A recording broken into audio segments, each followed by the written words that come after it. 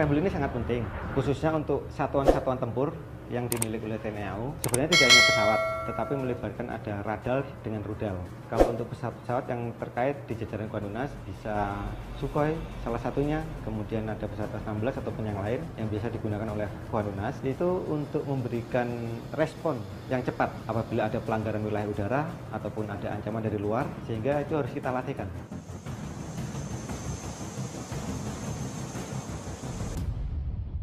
Kita akan diberikan informasi di mana posisi pesawat yang harus kita temukan, kemudian setelah kita temukan nanti apa yang kita laksanakan. Ada proses yang harus kita laksanakan mulai dari pendekatan, pengamatan, identifikasi, kemudian setelah kita sampaikan kepada pimpinan yang di bawah, apa perintah yang dilaksanakan berikutnya. Ada yang harus kita usir, mungkin keluar dari wilayah NKRI, ada yang harus kita turunkan ke bawah, kita force down, kemudian ada yang harus kita hancurkan atau kita tembak. Itu semuanya tergantung dari pimpinan yang di bawah.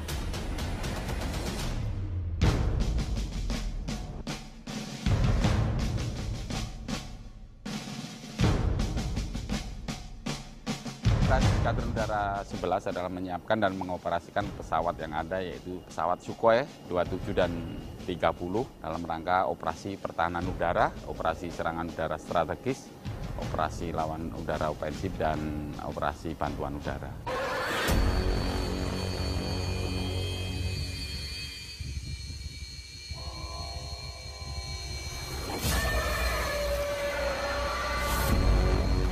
Kita memelihara pesawat Sukhoi yang notabene-nya adalah pesawat tercanggih. Itu salah satu kebanggaan kami yang dapat kami ceritakan ke teman-teman kami, ke keluarga kami. Tugas kami sebagai seorang grungku atau teknisi pesawat sehari-hari yaitu mengecek kesiapan pesawat sebelum terbang. Terdiri dari pre-flight check, yaitu melaksanakan pengecekan pesawat sebelum terbang. Yang kedua, true flight check, melaksanakan pengecekan setelah terbang dan akan terbang lagi. Kemudian yang terakhir, post flight, melaksanakan pengecekan pesawat setelah terbang dan memastikan pesawat itu aman. Nomor 5 nanti ikut ke kiri, yang depan. Setiap pagi kami mulai bekerja dengan apel pagi, konsolidasi sesama teknisi, kemudian kami lanjutkan dengan pengecekan pesawat, pengecekan frame pesawat, sistem navigasi pesawat, komunikasi pesawat, radar pesawat, sistem persenjataan pesawat, dan sistem bahan bakar pesawat.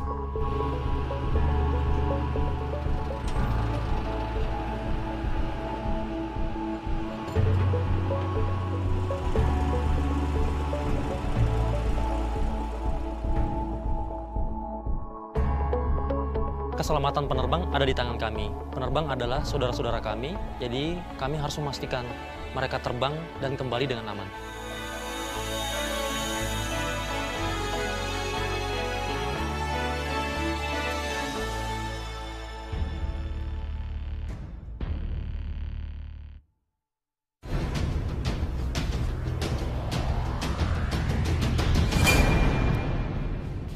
Selamat pagi, Finan. Selamat pagi. Pada pagi hari ini kita melaksanakan GF. Kita melakukan briefing penerbangan di ruangan ini, gunakan untuk menyatukan pendapat ataupun menyatukan pikiran daripada pilot yang akan terbang pada hari itu. Karena kita terbang di double cabin, saya punya siswa dan saya sebagai instruktur, saya harus mengetahui sejauh mana siswa saya siap untuk melaksanakan penerbangan pada hari ini. Saya cek dia pengetahuannya, dia mengetahui atau tidak, dan pengetahuan yang sangat-sangat matang di dalam penerbangan tersebut. Barulah kita akan melaksanakan penerbangan, kita bicarakan apa yang akan kita lakukan di atas, sehingga jam ataupun sorties yang kita laksanakan pada hari itu betul-betul terlaksana secara efektif.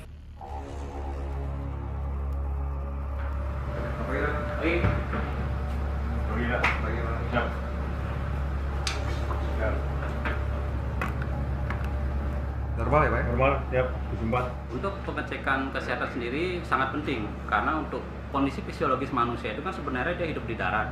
Sementara kita sekarang tugas utama kita adalah di udara. Jadi kondisinya sudah jelas berbeda. Oleh karena itu kita mesti melakukan pemeriksaan kesehatan rutin baik sebelum terbang maupun setelah terbang.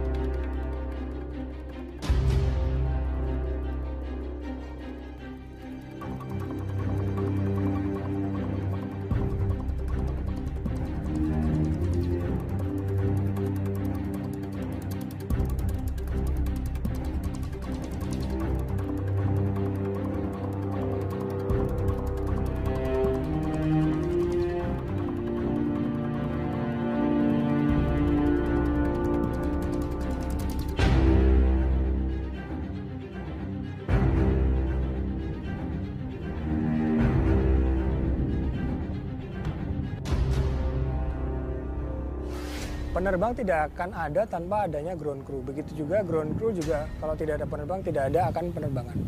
Saya sendiri bagaimana saya membangun chemistry agar komunikasi itu baik terjalin baik di bawah maupun saat saya terbang. Saya akan lebih menganggap kalau rekan-rekan saya itu tidak hanya sebagai anggota. Jadi mereka ada rekan kerja.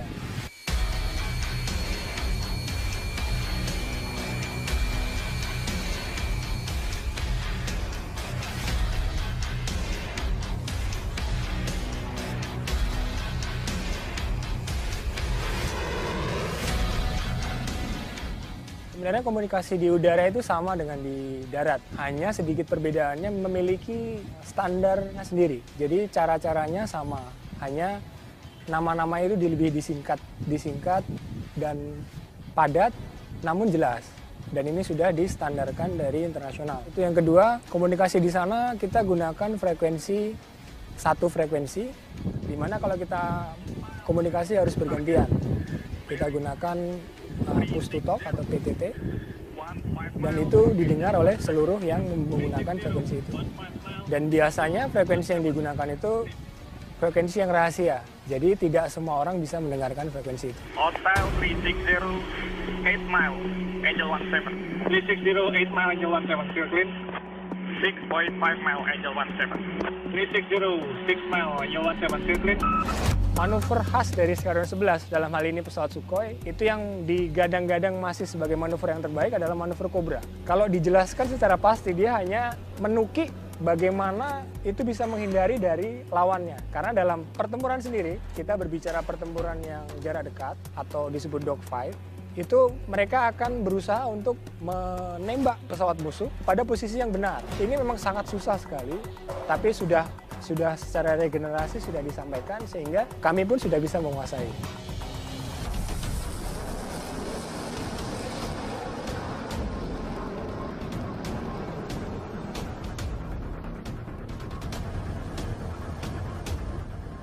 Pesawat ini memiliki kemampuan untuk menambah daya jangkaunya dengan melaksanakan air refueling atau melaksanakan pengisian bahan bakar di udara. Pesawat ini bisa didesain terbang selama 11 jam, tapi dengan syarat dia melaksanakan pengisian bahan bakar di udara. Bisa dibayangkan 1 jam kita masih bisa menempuh jarak sampai dengan berapa ratus mile, 400 mile. Kalau kita 11 jam berarti kita bisa terbang jauh dengan daya jangkau yang cukup jauh. Makanya kemampuan air refueling ini juga dilatihkan di Squadron Udara 11 dengan harapan dimanapun kita ditugaskan pada saat fuel itu masih ada, kita masih bisa terbang.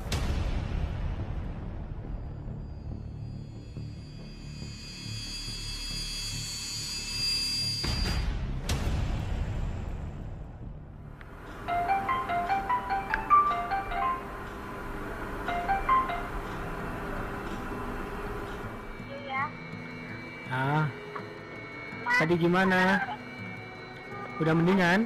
Proses terbang sendiri, keluarga sangat berpengaruh. Jadi minimal saya akan memberikan kabar pada di rumah, karena dengan terbang di sini kan kita tidak sesuai dengan alam kita. Maka dari itu saya ingin memberikan keyakinan pada keluarga bahwa saya melaksanakan terbang ini sudah saya rencanakan, saya sudah yakin, dan insya Allah saya akan kembali dengan selamat. Saya masih di kantor, belum pulang.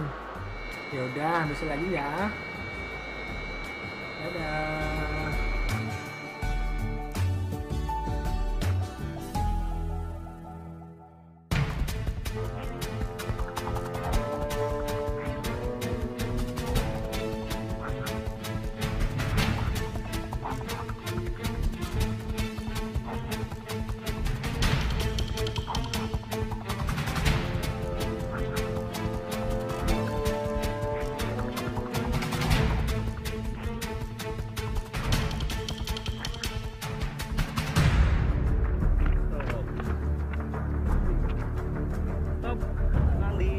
Ayunkan ke depan dan ke belakang.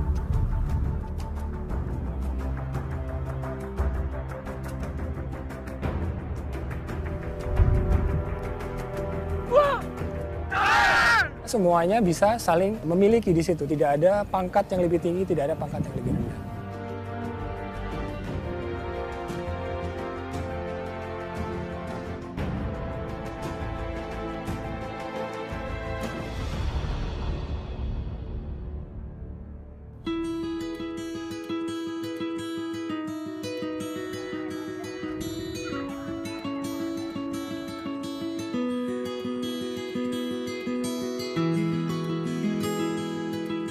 luar itu kita membina bagaimana hubungan antar individu lebih erat, karena bagaimanapun saat kita melaksanakan misi kita tidak sendirian.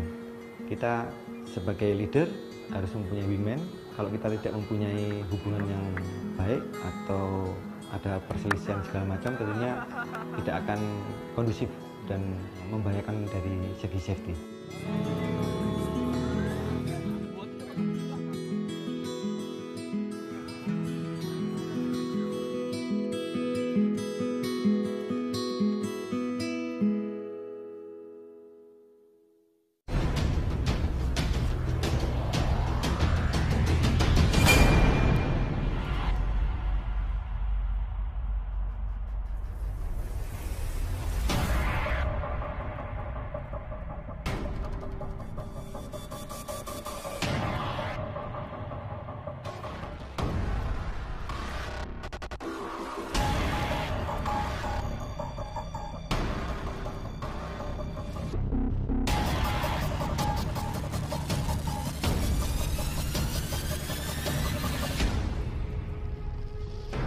Satuan yang di bawah Lanut Sultan Hasanuddin ada Skadron Udara 11 ngawai pesawat Sukhoi baik yang 27 atau 30. Kemudian Skadron Udara 5 yang mempunyai kekuatan pesawat Boeing 737 tipe 200. Kemudian ada Skatek 044 yang merupakan satuan untuk perawatan pesawat Sukhoi dan Boeing. Kemudian satuan samping ada Batalion 466, kemudian ada satuan Budal juga, dan Wing 2 Paskas.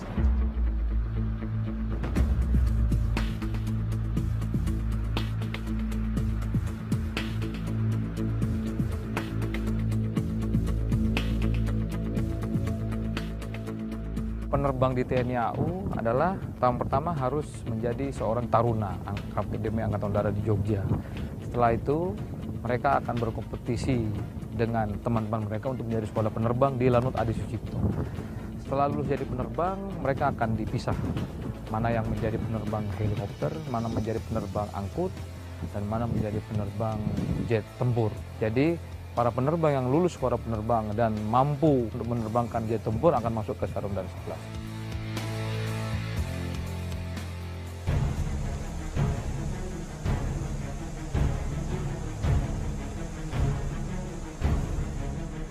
Untuk menjadi penerbang pesawat Sukhoi, TNI Angkatan Udara mempunyai beberapa kriteria. Memiliki batas nilai tertentu dan dia harus melaksanakan KPT-PT, yaitu kursus pengenalan terbang pesawat tempur. Nah, di situ dia harus melewati beberapa tahap pendidikan di sana, sekitar 30-50-an jam di sana. Setelah itu dia akan disebar untuk masuk ke dalam skadron tempur yang ada di Indonesia.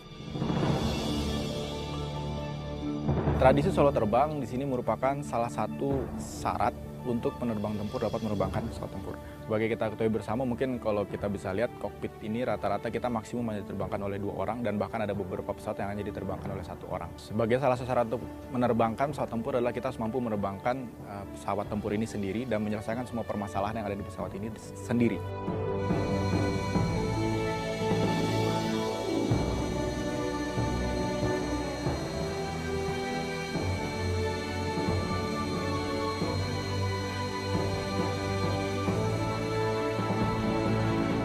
Saya masuk sekolah penerbang tahun 2013, kemudian lulus pada tahun 2014, kemudian saya melaksanakan pendidikan KPT-PT, lulus pada tahun 2015. Kemudian saya join di Skadron Udara 11, kemudian melaksanakan konversi. Setelah selesai konversi, akan diadakan upacara tradisi terbang solo.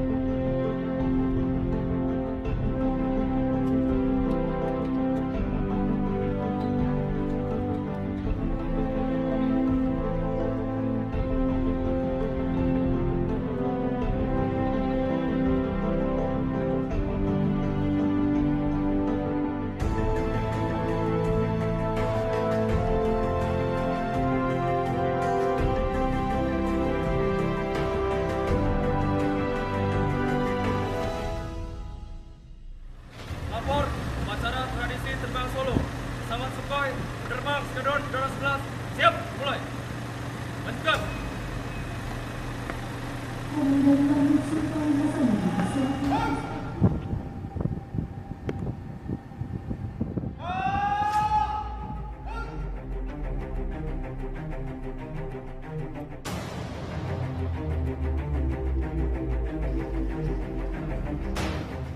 Andalah yang boleh mewakili rekan-rekan Anda menyandang bed standar 154.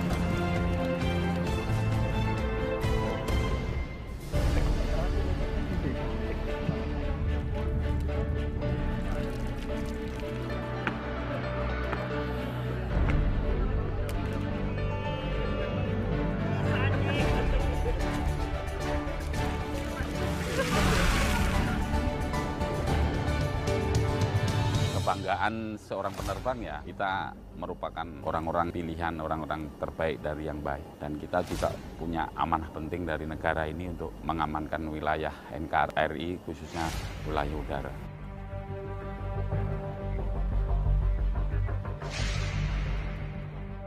Saya bangga menerbangkan alutsista yang tidak murah harganya.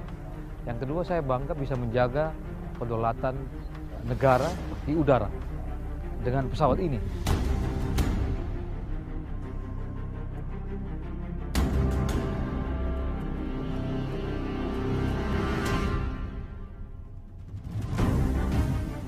Kebanggaan saya sebagai salah satu penerbang pesawat Sukhoi yang salah satu pesawat tercanggih di Indonesia ini adalah saya bisa mengabdikan diri saya untuk TNI Angkatan Udara. Dan saya merasa bangga saya dapat melaksanakan misi-misi operasi untuk bangsa ini dengan baik. Sebagai contoh adalah saya mampu melaksanakan beberapa misi-misi operasi force down yang saya laksanakan terhadap beberapa pesawat asing yang masuk ke wilayah NKRI.